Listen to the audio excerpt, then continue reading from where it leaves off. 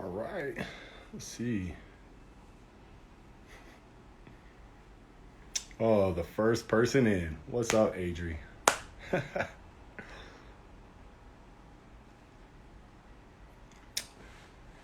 What's up, everybody?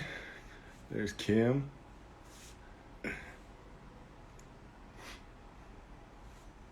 Kim, go ahead and send the invite so I can bring you on. There it is.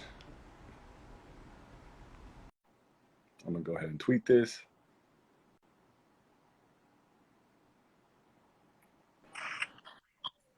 Oh, you know what? It's good. There we go. What? No, then I just thought because we're on the True Trader Insta page that when I went to share this link, it was going to share it with True Trader's Twitter account, but it's not. It's on mine. Okay, good. Hi. Hi. One second. I can't see you because I'm on the Twitter page for a second. Okay, you got it. All right. Tweet is sent. Hey, how are you? I'm great. How you doing, man? I'm awesome. How was your trading today? It was good. It was very stress-free today, which is always the goal. Nice. Good. You know what's funny is this is the first time I've ever used Instagram with a tripod. So like, I don't know what to do with my hands. I feel like it feels like that. I think it's from Talladega Nights, right? Where his hands just keep floating up. They're like, "What are you doing?" I don't know what to do with my hands. Do my hands. So used to holding the phone for this. Absolutely, that's great. That's great. I got to get me a tripod. I got. You don't have one. No, I got some yoga bricks and some fancy speaker that holds the weight down. So I got a real like homemade spun. What do you call it? Duct tape version. The Alabama Chrome. Exactly. Hey, everybody that's in here, there's 37 of you guys. Listen, I know at least some of you guys have Twitter accounts. Please go share this. We're going to kick this off really soon. And of course, as always, it's going to be recorded. But please help spread the word so we can get more and more people in here so they can participate live, maybe even ask questions. Great idea.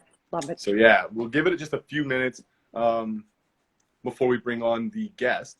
But I think in the meantime, let's just start by explaining what it is we're doing and who we are. So Kim, why don't you go ahead first and tell us who you are? Yeah, you got it. So I'm Kim Ann Curtin, the Wall Street coach. Been coaching people for about 14, 15 years. I co-host my own podcast called The Wall Street Coach. I co-host the Steady Trade podcast for Stocks to Trade. And I've been coaching day traders a lot over these 14 years, but especially in these last 2 or 3 years. And I also do webinars for True Trader.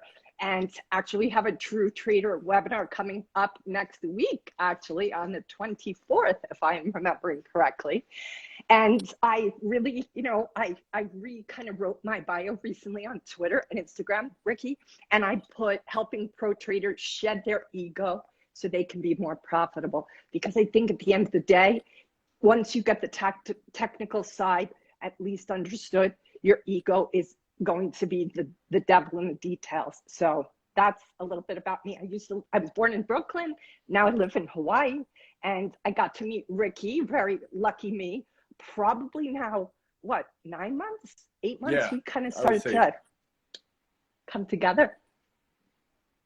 Yep. And it's ever since I've met Kim, I instantly, recognized the value that she brought. And she's been helping us over at True Trader for quite a while now, getting traders squared away on the mental side of things. And she does her Instas, I do my Instas, and a lot of times they intertwine. And we're like, yo, let's come together and make something special happen. So just a quick bit about myself. You guys most likely just know me from Twitter. I'm, your run-of-the-mill clown, young father, trader. I've been trading for 8 years now. Actually, me and Benito were talking about that the other day, literally coming up right on 8 years in October. Wow. So some people might be like, oh, that's a while. Other people are like, dude, that's nothing. You're right. If you think that's nothing, it's nothing. It doesn't even matter if you've been trading 20 years. You better always come to the market with the new, fresh baby eyes, because you're always going to be learning something. And so basically what me and Kim have decided we would like to try to do is bring a little bit of what we both have expertise in and bring on a guest and try to address any kind of situations they may be having from both sides of it, because we both feel that like you can't have just one side of the you can't have just the mental side of it, and you can't just have the technical side of it. It's got to be a 360-degree attack approach to your trading. So we thought there was probably some synergy here. So we're going to give this a shot. I think you guys might be happy with how this goes. I think so too. I think so too. And, you know, I heard you just now, Ricky, say about, you know, how 8 years is a long time and not a long time. I really do feel it's both.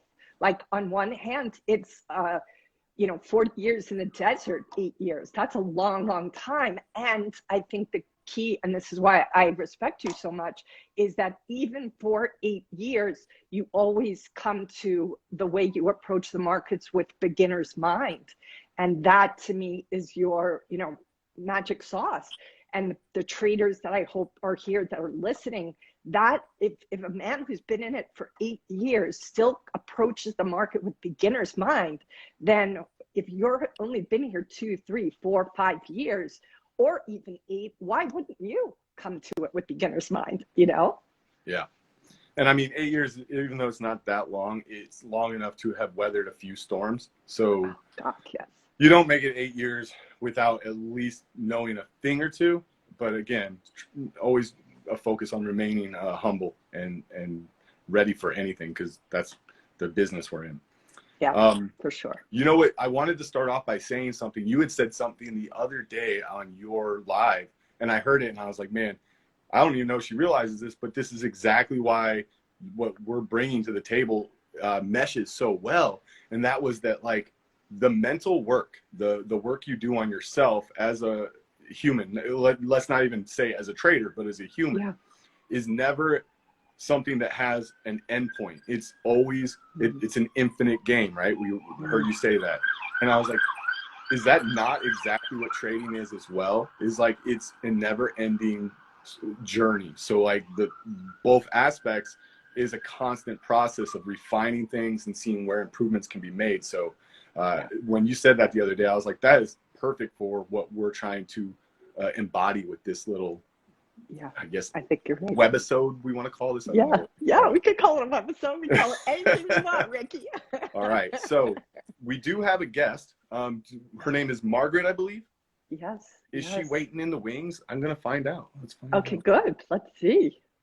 We do have her. Okay. Awesome. Margaret, I hope you're ready. We're going to bring you on, and we are going to put you on the spot. Yes. All right. So I accepted the request. So let's see how this goes. Okay, cool. Looking forward to it. This is exciting. Hello. Hi. Oh, good. We got all three of us on one screen. This is perfect. So it's working. Miracle. It's a miracle. Okay, so let's start at the beginning. Name and how long you've been trading, I think, might be a little bit important, and anything else that you might think is important to what we're going to deal with. Okay. And Margaret, before, I'm sorry to interrupt your answer, but you give Ricky and I permission to coach you. Yes, I do. Okay, good. Thanks for asking. Thank you for having me on. First of all, I'm pretty honored, kind of nervous. But that's okay. So my name is Margaret, and I started 2 years ago on my birthday. I started with Tim Sykes' $1 Million Challenge, and I didn't become a millionaire the first year, so, you know. Anyway, I learned a ton. And I'm one of those people, too, that I believe you just keep learning, never stop. So I went with Mark Crook. I don't know if you guys know him, but then I went to Bowen. I'm with Bowen now. I just want to learn from everybody. I want to learn long, short. I just wanted to learn it all, maybe a little too much. And I also listen to like Investors Underground. So it's been 2 years now, you know, which, you know, is, like you said, hardly any time at all. I'm pretty self-aware. I do a lot of work, and I really believe how you were saying too, Kim, how you are in life is how you are in trading, because I see a lot of similarities. Yeah. And yeah, I mean, so let's have you coached on is just picking one. Maybe just first pick the technical side. Like, what could Ricky be a contribution to you with?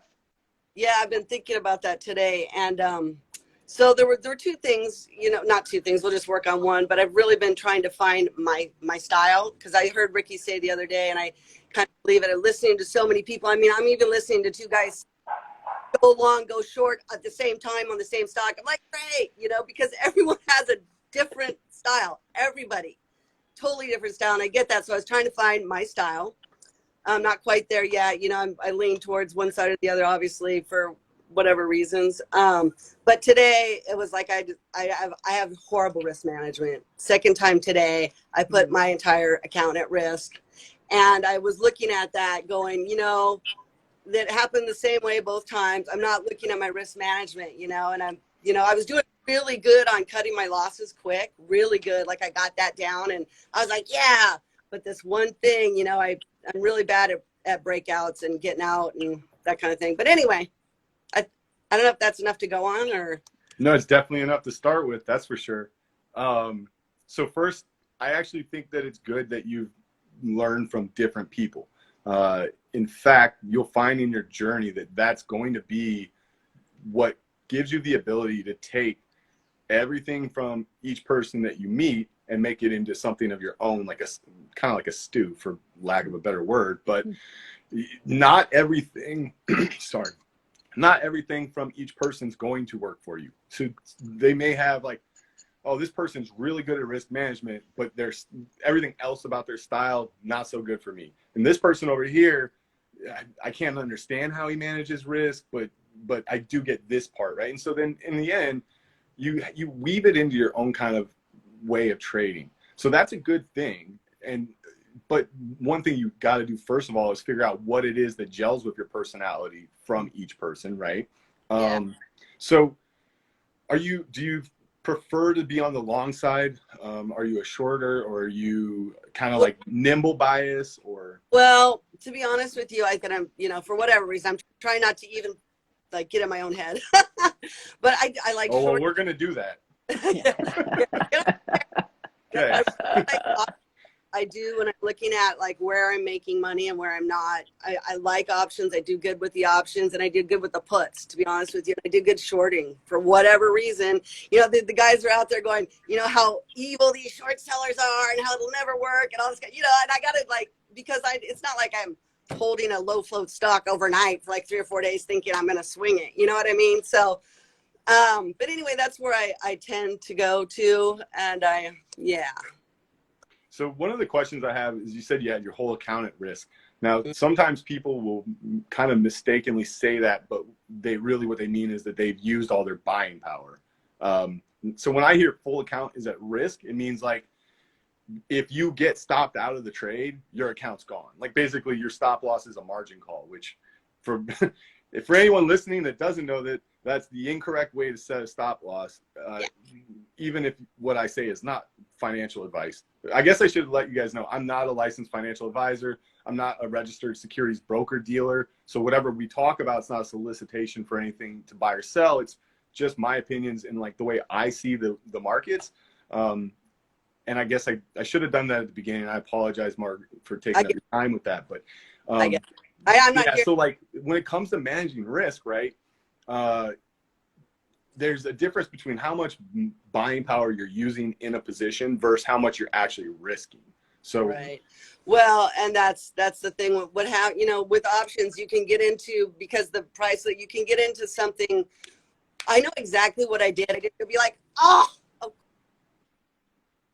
course. I mean, like today was like put the bulletin board out of my rules so that I see it, because it's like the second I did it, I could slap my hand and go, what did you do? But it was kind of, what happens is I was buying it for a breakout, and which I'm not all that great at. And before I could stop out, which, you know, wasn't a clear plan, it was way down already. So what I do is, since it's down already so much and I have till Friday, super bad habit, you know, it's a hope and pray thing, which I know not to do, but I'd rather take the what is it going to be?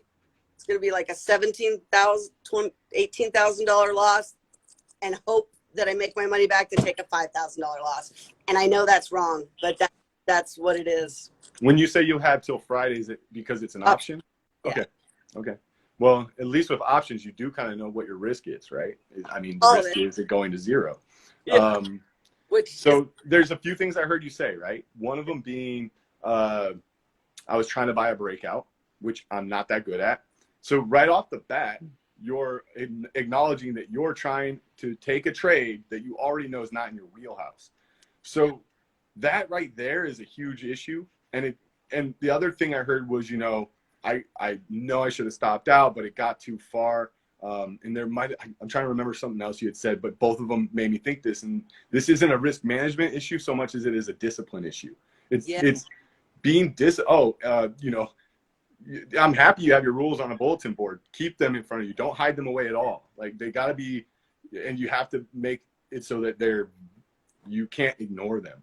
Right. So there are things you can do if, like, you struggle with discipline. A lot of people will make it so their broker will take them out of trades for them. Like, you can set hard stops, because a lot of times we say we're going to stop somewhere, and then when it doesn't work, we go, well, we'll just see about this, right? If you struggle with that, hard stops will help, because it makes the decisions out of your hands, right? There's a huge amount of relief that comes from being at peace with the trade once you put it on, if you can learn to do that, right? So, like, if you could put the trade on and have a target and a stop that you're fine with, you can literally, if you want to put a hard stop and like a range order or an OCO, you could not even stare at the trade while it works and let whatever outcome happens happen. And what often happens with traders is we say in our heads, like, we're okay with a certain amount of risk, until we're, like, staring that loss face to face, and we go, wait a second, I thought I was okay risking X amount of dollars, and it turns out I'm not. So that comes from an honest conversation you have with yourself and your risk tolerance. So start low and build up. Say you put on, say you risk $100 and you put the trade on, you have your stop and your target. Now this isn't me trying to tell you how to execute a strategy. I'm just saying, like, for instance, and if that feels very calm and whatever, like you're not in a situation where you're worried, then you can try to up it slowly, right? It's better than starting too high and going, wow, that was too much risk, I should cut it a little. Right. And the other thing is, like, so if you take a trade, like a breakout, the way I take trades is each trade fits into a category for me. So buying a breakout, I don't mind buying breakouts if it's a setup I like, but typically what I want to see if I buy a breakout, especially if I buy it right when it's breaking out, is I have a thing I say is clean or not, meaning it's going to go clean or I'm cutting it, even if it's not for a loss, even if it's like it didn't go right away, snip, snip, gone. And it's clean or not, because it is a breakout, right? And a lot of times breakouts get stuck. So that's a way I personally will trade breakouts to keep myself safe, because I know the dangers of them. You know, you can wait for it to come back and retest levels and then buy it too. You don't always have to be the one buying it as it triggers. Yeah, I feel like it's a FOMO and a rush and I know better kind of deal. I think you're right. It's a lot of discipline.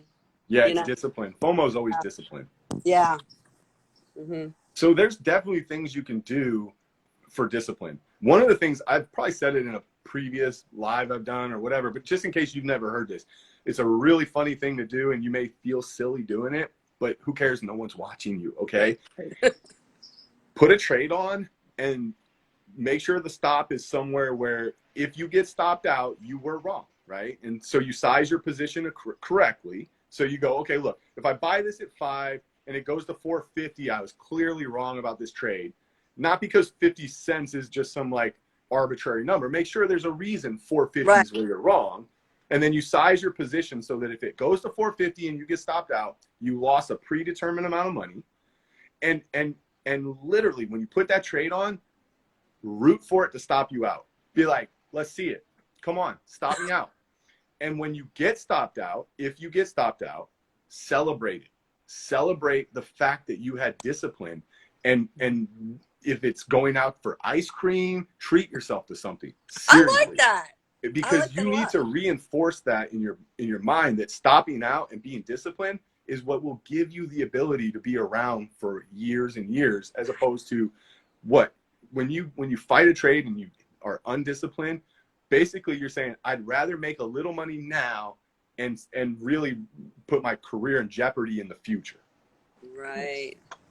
Yeah, that's a good one. I'm gonna write that down. I'm gonna do that. Yeah, that's a super good Perfect. tip. Yeah. Perfect. Yeah. It's the positive reinforcement that Ricky's talking about. Now I was gonna say that Yeah. probably is kind of in Kim's wheelhouse right there. It Right. is, but that's the key, Ricky. Well, It's not like only you that, have to reinforce yourself. it's like a test run, you know, because I don't do it very often. Like, you know, like, yeah, doing it, just literally, yeah. It's Well, good. you used the word rush, Margaret, that Yeah. there's a rush. And at the end of the day, rushes can be somewhat familiar to us. Like if we've had a life of volatility or childhood filled with volatility, the rush is what we know. And having like this challenge thrown at us and our ability to overcome that rush, overcome that challenge, or be at the edge of not knowing what's going to happen, that can produce a rush-like feeling, a dopamine-like effect. So sometimes we recreate that in our trading because it's what's familiar. It's what we know. It's where we feel like we've been here before. Right. So look for that and notice, am I trading now for a rush? Am I trading for stimulation? Well, that's interesting. When I meant rush, I didn't mean the adrenaline rush. I meant sort of like the busy rush. Like I get into it before I really think about it. I'm like, oh, yep, that looks good. It's yep. And before I just take a minute, which is like me in my life, to write down, oh, risk is this, risk is that. I'm like, oh, and then it's like, oh, whoops. So it's interesting because even though you meant it in the sense of just racing to the finish line and not looking at the directions, so to speak, right? It's like when the box from IKEA comes, you don't even look at the directions, which are impossible to read anyway, but you just start putting the thing together and then you realize, oh shit, I forgot that main piece of equipment, right? Yeah. Right. And then you have to put it back together again. That can also be a rush because you feel like, hey, I did it. I'm special. I was able to do it without the directions. I see what you're saying. Yeah. And because my life has been like that, sort of chaotic and rushed, and the adrenaline and the, for whatever reason. And and look, in a lot of ways, that is, you know, there's a great saying that says your gift is your cross, right? Mm-hmm. Your ability to trade and your ability to come into this, you're going to have to be very nimble. So the life you've lived then, if that's been your experience, is actually prepared you for this.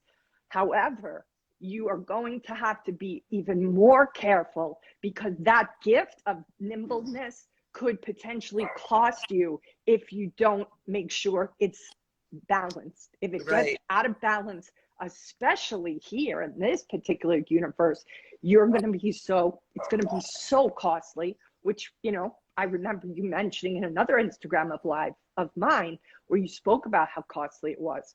And the other thing I've heard too in what you were describing is right now, it doesn't sound like you have self-trust because you break your word to yourself. And the key here is you have to absolutely trust yourself, Margaret, when you are working in this kind of a landscape. If you aren't trusting yourself, that tells me you're not being a woman of your word. And if you're not a woman of your word, how can you trust yourself? So I would say start there. Be incredibly careful about what you say you're going to do, because every time you say you're going to do something and then you don't do it, you betray yourself. You betray yourself to your word. I love this analogy, Margaret. I don't want to presume anybody's proclivities, but that's like saying if you're committed to a partner, you won't cheat on them unless that other person that walks past is really good looking. Well, then I do cheat on them. Like, no, you either are loyal to that commitment or you're not. That's really interesting. That's really interesting. I'm thinking of an exercise I could do for that. I've got my method technical exercise to do. And this sounds crazy, but here's what I would suggest. Just for 1 week, every single day, don't commit to anything. Don't say I'm going to get up at 6 a.m. just because right now, everything you say you're going to do, if you're not doing it. I'm pretty good like that. You know what is the thing? I think that because I don't trust myself because, you know, like I told you on Instagram before, I kind of fucked up with money before big time. Yeah, like a long time ago, and that's still haunting me, huh? But the only reason I don't trust myself. You're gonna always fuck up because you're human. Yeah, I know. I gotta get over that. I honestly didn't think that was an issue in my trading. But now that I'm looking at it, you know, I don't trust myself, and I'm like, well, why? You know, blah blah blah. Anyway, I'm sure somebody else needs to get on there. No, you're fine. Oh. You're fine. Yeah. But here's the thing: even if you haven't been able to forgive yourself for the fuck up that happened in the past yet, part of the reason it's hard for you to forgive yourself because you're still operating the same way. You're still not being true to your word. Right. So it's the fuck ups are gonna happen. I wake up at 4 a.m. every morning and I stay at the market all day long. Okay, so that's incredible, and I really want to see you just see what Margaret being a woman of her word, what changes. Like everything is your word. So if you don't commit at all, or if you commit, be 1,000% into that you say you're going to do, because we've got to restore your self-trust. Right. That has to do with trading too. That'll tie into trading. Big time. There's somebody in our room that had come up with this analogy of, it wasn't really an analogy, but whatever. He said, look, I came up with this way of like convincing myself of the importance of stop losses. He said, stop losses are like promises to ourselves. And he said, so if you can't honor a promise to yourself, it really says that you don't have self-respect. So, you know, every time you break a promise to yourself, what are we saying? And so that really, when he said that, I was like, dude, that's deep. Yeah. Because you have, obviously, like, if we don't have a good foundation, like self-love, trading's not even part of the picture, let alone relationships with other people, functioning correctly in society. Like, everything starts from a solid foundation of health and self-love. And so if you tell yourself that not honoring your stops is a form of like telling yourself you don't have self-love, that connection to me, like when he told me, I was like, damn, dude, that's a good way for me to do it. Because I mean, I don't know what the big loss is that you had in the past, but everybody that's been trading for any amount of like years, right, probably has a war story or two. And I've got plenty, and I've had times where I got shaken so bad, like to the core, that I didn't know if I was going to be able to put those pieces back together and reapproach the market. Right. But it was in the crash of 08, by the way. The crash of 08, I lost. There's somebody else was managing my account at the time then, and I lost like, you know, $250,000, the whole thing. So I was like, I panicked, blah blah blah. But just so you know the context of it, the loss of 08, you know. And it's tough. Like, coming back from big losses like that is a slow process, and it can't be rushed either. It has to be, you know, it takes a long time to, and it is kind of exactly what you guys are talking about, right? Self-trust. You have to trust yourself to be in control and to make the decisions when the decisions are hard. It's super easy to make them when they're not hard decisions, right? It's when we're faced with the tough decisions, what do you do? That is like that's what separates the pros from the amateurs. And that's a lot like it is in my life too, by the way. Okay. You know, my childhood, I got kids, you know, kids and grandkids and all that. So yeah, I see that there. If you don't, if you don't draw that line, take care of yourself. Yeah. Anyway. And that's like, that also and trust yourself. It develops over time, you know, and it's not like it's going to happen overnight, but you want to just look at, wow, if I'm struggling, the discipline of getting up at 4 a.m. is so impressive, Margaret. When in Hawaii, it's 2 a.m. So true. So I want you to keep recognizing all the ways that discipline is being practiced. It's not about just everything is wrong. It's just like, oh, over here I have, and I'm curious too, you know, if somebody else is managing your money, then they kind of lost your money. Now, maybe you wish you did it different with relinquishing that responsibility, but yeah, the point is, let's rebuild your trust to yourself.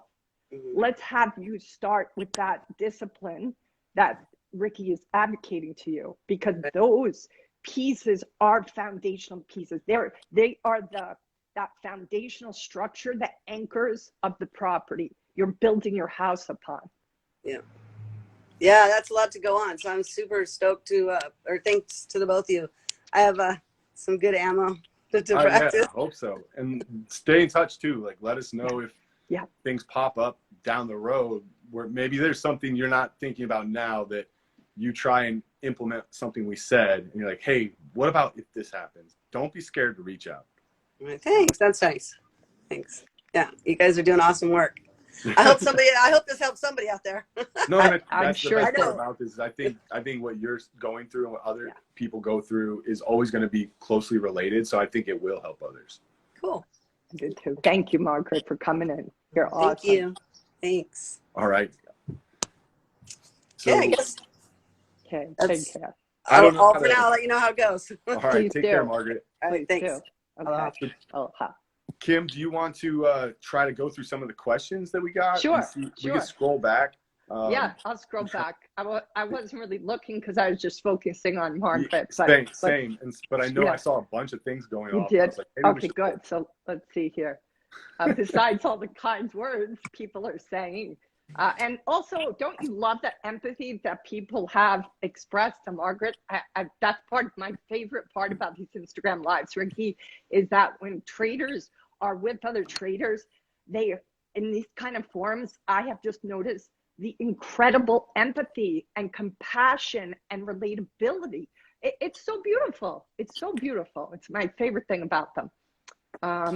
All right, what does she do? Some questions for her. So somebody recommended Atomic Habits. Okay, and what else here? Sounds like the chick is risking way too much per her trade and her experience level. It's possible that's true. But do you see any questions that you want to answer right away as I scroll through them, Ricky? Well, I'm trying to figure out how to close out her third window.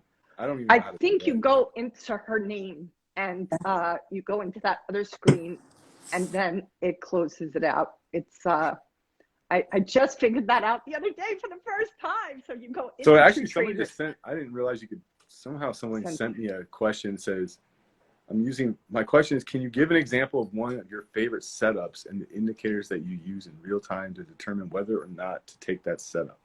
Sure. I mean, we can talk about something like that in a second. Let me see if I can figure out how to close this window. Sure. All right, let's see here. So it looks like somebody said they're down over 500K. Oh, there we go. Since last year, everything they had. I'm very sorry to hear that. That just totally sucks. I wonder if that's the person I tried to work with that one time. Let's see. That is Koji Kaboto.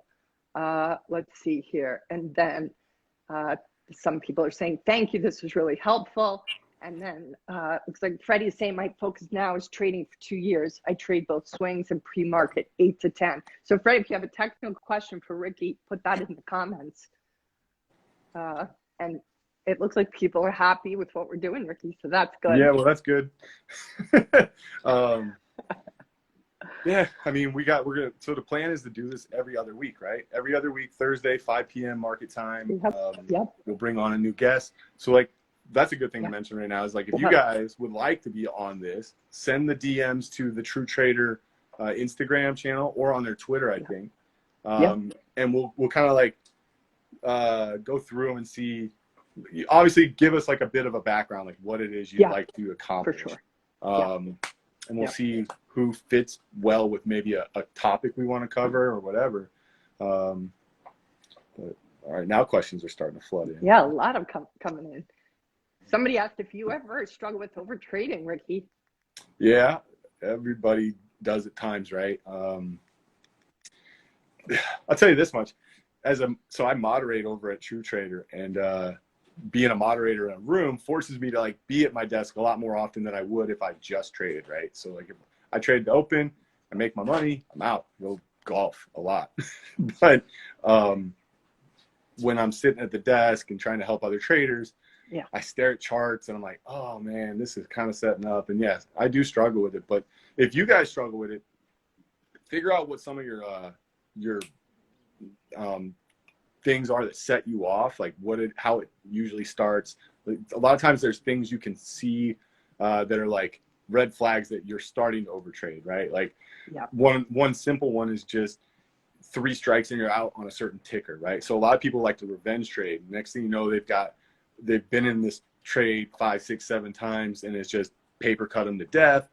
And if they had just had that 3 strikes and you're out rule, you know, you'd be red on the day or red on that ticker, but it's not near as bad financially as it would have been if you stayed there and overtraded it. But even better is it saves the mental capital. And people undervalue that. They really undervalue their mental capital. Some days when you overtrade, that mental capital depletion carries over to the next trading day. It's crazy the way the brain will do that. So yeah, for sure.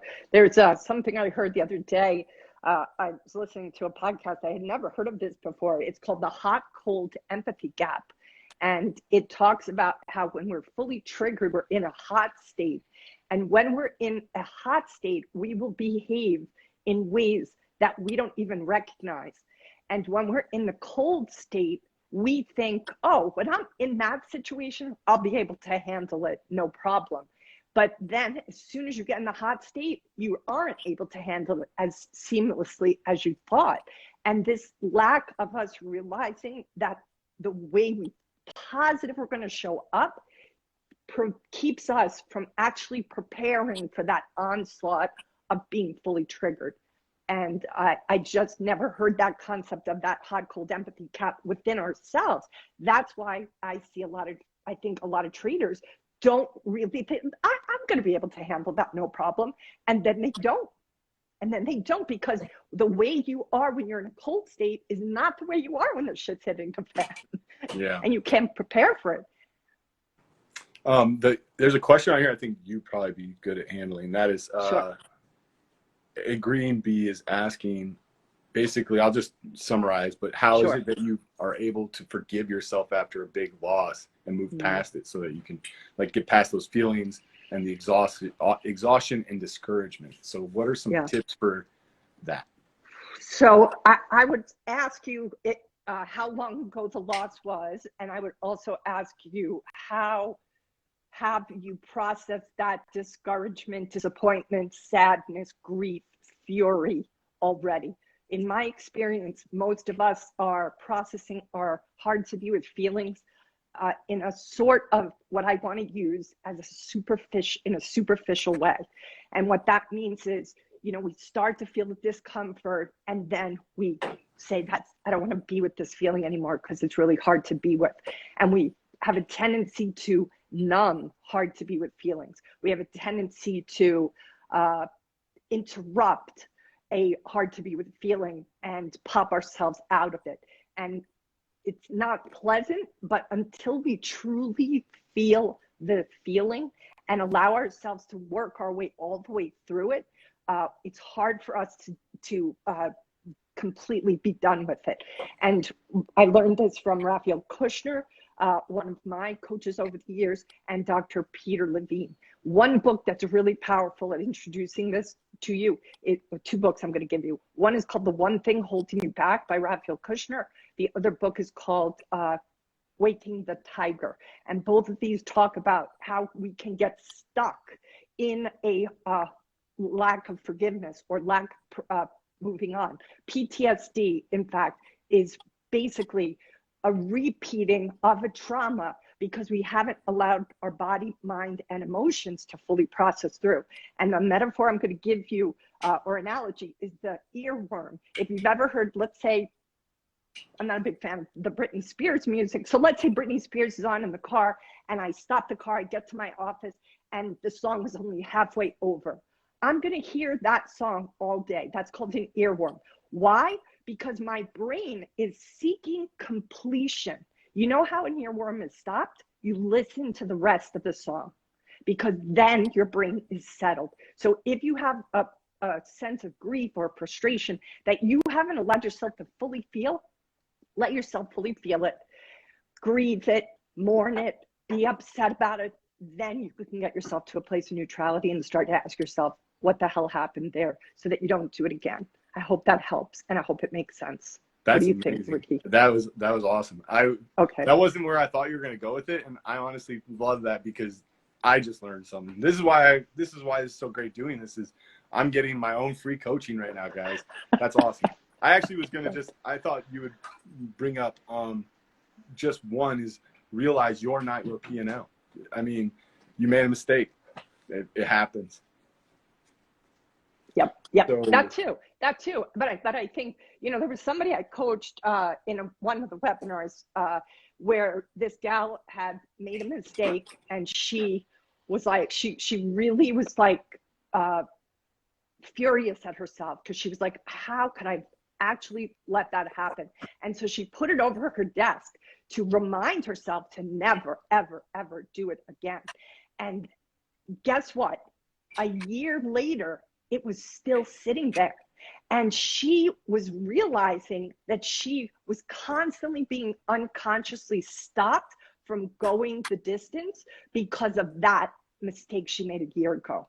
And I was like, take that freaking sheet off the wall. Like, there's one thing about cautiously reminding yourself, it's another to keep self-flagellating. I mean, if everybody ever read Da Vinci Code, there's this very unstable man at the beginning who wears like this, device that constantly cuts him because he's constantly beating himself up. And that's, I'm going to circle back to what Ricky said. Like, you're going to be human, people. Unless you're from another planet, you're going to be human. You're going to fuck up. You're going to make mistakes.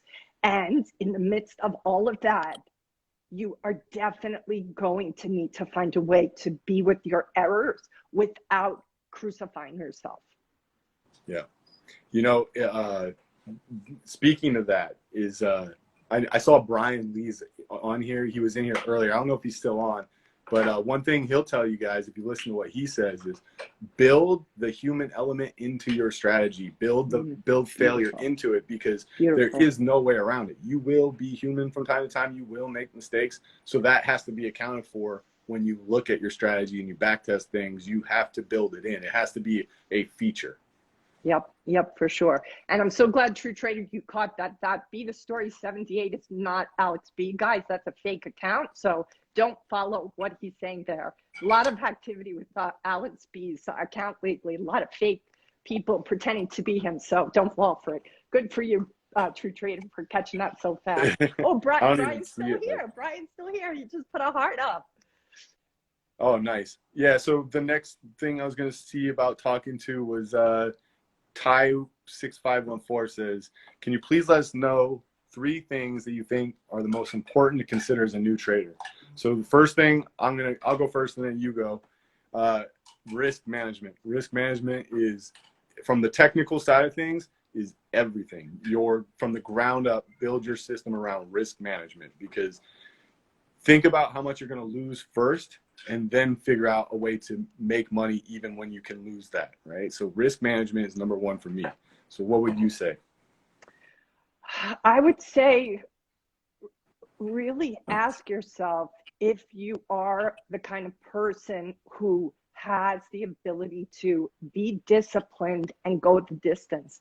If you're in here for a quick, a quick cash and grab, this is not the place you want to try that out. Start an Amazon store or something like I don't know, but don't come into trading, because this is like, you really got to be honest with yourself. And I think it's really easy to look at all this sexiness about trading and the baller and the this, that, and the other thing, but be really honest with yourself. Do you have the discipline to get up at 4 a.m.? Do you have the ability to really be a man or woman of your word? Like, look at your life. If your life looks like it's disciplined and it looks like you have been able to be really rigid about how you go about certain things, if that is not the way your life looks, well, then ask yourself, maybe, can you get that in order before you come into trading? Awesome. Yeah. And I think The third thing I would say is probably something Kim might agree with, and that is just self-awareness, like extreme self-awareness, because of the ability to remove yourself from your body and look down on the process of what's happening and what's going on. Because it all comes down to being able to control your emotions. Anybody can create a strategy, and you know, a machine can execute the strategy to a T, but you're not a machine, you're a human. So you have to be able to be completely self-aware of all the thoughts and feelings that you're having, and be able to, at one, acknowledge them, and two, make sure that they don't force your hand into doing something that was an emotional behavior, right? So it's okay to have emotions. I see a lot of people ask, like, how can you take the emotions out of trading? You can't. What you can do is learn how to not act on them. That's it.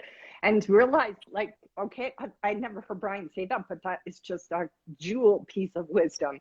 Bake the humanity into the process. Bake the humanity into the process. So let's see what else. Amygdala hijack. Yes, it is. Yep, that's it. Kim, do you work with clients with reframing beliefs? Absolutely. My team and I do. I take very few clients on now because my docket is full. But me and my team definitely do reframing for people. That's a huge part of what happens for traders. You get a perspective, which, look, you have to have initially. Even Margaret sounded like she was somewhat self-aware about the fact that maybe she's listening to too many people at the same time. I agree that listening to multiple perspectives is important, but I don't know about at the exact same moment. I would say, you know, step into a perspective for a week, a month, a year, or step into another one. But to try to hold all those perspectives at once, I think that comes after you're somewhat sophisticated. I don't know that you can do that in the first couple of years. So yes, I think reframing is really important, but before you reframe, you have to have a frame. Like, get the first frame, live with it for a while, and then you get a new frame. But you got to, like, get clear, what's this frame right now look like? You know, the first book was The One Thing Holding You Back. The second book was Waking the Tiger. They're both on Amazon. Nice. And Margaret says, I agree, it's time for me to get my own perspective. It probably is, Margaret. It sounds like you've been listening to a lot of people for a long time, and there's nothing wrong with it. It's just, you know, that beautiful, what is it from the Old Testament? To everything there is a season, right? There's a time for planting seeds. There's a time for the harvest. There's a time to till the soil, right? That's why I love nature. Look at nature. Look at the way nature operates. It's such a brilliant guide to how we're operating. Nature knows it needs to, you know, the soil needs to rest in between harvests, right? You too, follow nature, go out into nature more than you do, especially if you're on your screens all day, because nature is telling you it works perfectly. When it's left alone, it works perfectly. Let that be your guide. So Freddie's asking, does shorting affect the price of a stock, or is it just regular traders cutting losses? Listen, shorting, I don't know if this is what he meant by it, but like, shorting gets a bad rap. Like, we are the reason stock prices go down. It's not. So in rare instances, is there illegal shorting and it creates an actual problem? And if you're from the meme camp and you're talking about AMC or any of those stocks, you're wrong. AMC is not going down because of the shorts, okay? The market moves based on an auction. There's supply and there's demand.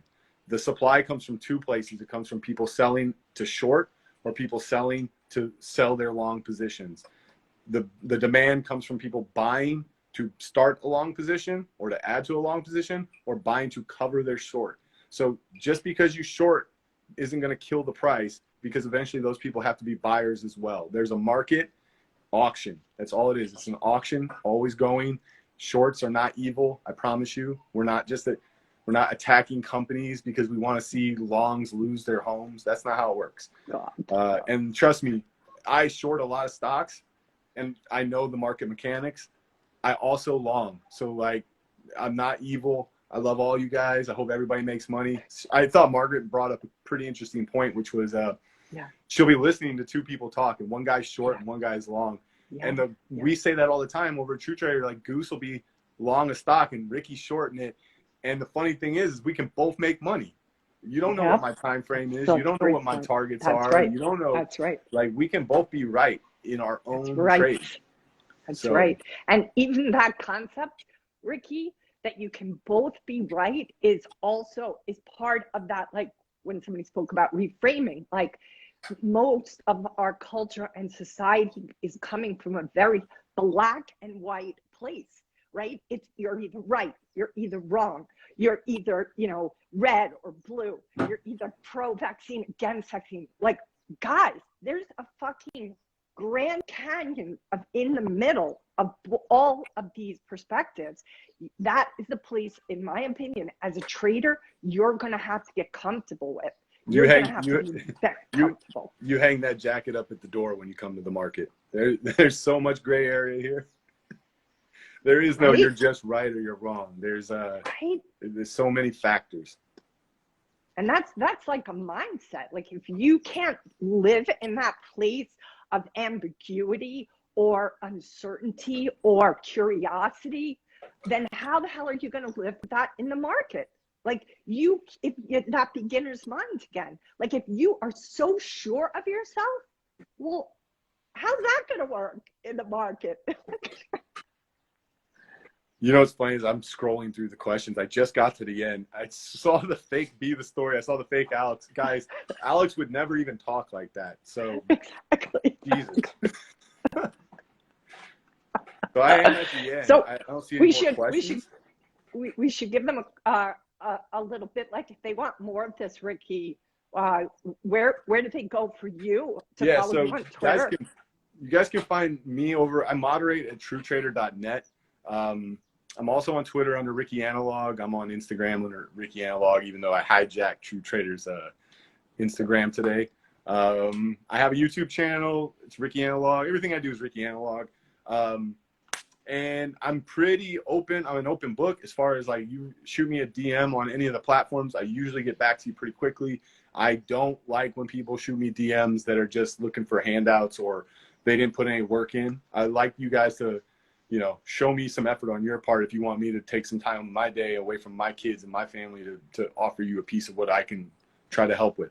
TrueTrader.net, it's a community that, we got 5 or 6 pros over there that we all take turns throughout the week live streaming the first hour of the morning. We have a strategy that we specifically trade. We also have the strategies that each of us individually bring to the table. There's a ton of content over there, some of it being Kim's. Kim was graceful enough to come to True Trader and do an 8-part series, or was it 12-part? 11. And then another 4-part. I have two separate modules there. Yeah, and so that content is in our library, which is, trust me, I can't speak to how awesome it is to have that at people's fingertips to go and rewatch, because these are some of the things that top paying clients pay this woman to tell them. We have it in a library over there, guys. And and she, like she said, she'll be over there next week giving another webinar. So I think am I correct, Ricky? You guys at True Trader, between all of you, have over 60 years of trading experience? Well, that's only because Adriano and Goose are so old. I got 8 years. They got, like, dude, it's probably closer to 70 years of experience. I don't know. They're both like, amazing. They've been, so Goose was a market maker. He's been in the business since like the 90s. Adriano has been trading since the 90s.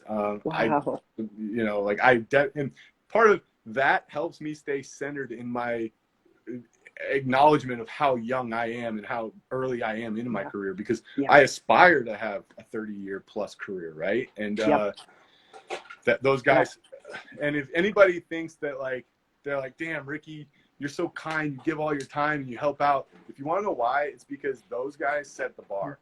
Adriano and Goose and the guys that were like my mentors, that's what they do at True Trader. That's the culture over there. And so if you think that's what I offer, then you will like it over there, because that's what they do. They don't have, Adriano's a great trader, doesn't need anybody's money at all, but he's over there constantly giving his free time and his advice and help in navigating one of the toughest businesses by far. So that's enough about me and where to find me. Kim, where can they find you, Kimmy?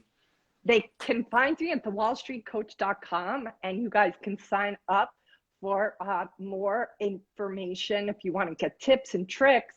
And we have a community. We're going to be launching a community called Trader Sanctuary. Please sign up on thewallstreetcoach.com. And then I'm all over the place too under Kim Ann Curtin. Curtin is spelled like Jane Curtin, which some of these youngins won't even know. Jane Curtin, back from Sign Out Live in the day. Curtin. So Kim Ann Curtin on Instagram, Twitter, and elsewhere. But hopefully you'll go to thewallstreetcoach.com and sign up, and we'll keep you in the know. And a little shout out to a course I have for sale right now. It's called Trading EQ. And if you go to my Instagram bio, you'll see Linktree and have a button there where you can buy 2.5 hours. So lots of juice around FOMO, around revenge trading, around different ways you can mitigate. And I saw questions too, Ricky, that we didn't get to answer today. And gosh, you guys got to come back. We're going to do this in 2 weeks again. Yeah. So please bring those questions back. You know, we're supposed to come on here for 30 minutes, so we've already got over 25. But we will come back, ask the questions, DM True Trader if you want to volunteer to come into this magical space. Share this with people. Get the word out there. Let people know, like, because we didn't know how this was going to go, right? This is our pilot episode, right? I thought it went really well. I hope everybody else thought it went well. I thought that was awesome. So I'm hoping you guys thought so too, and I want you guys to share it. Shout out to Benito for putting the graphic up behind me. I saw that, you jerk. I'm over here trying not to laugh the whole time. But wait, what is the graphic? What is the graphic? What's the graphic? It's a steal shot from this. Oh shit! It's like Inception. Oh my God, that's so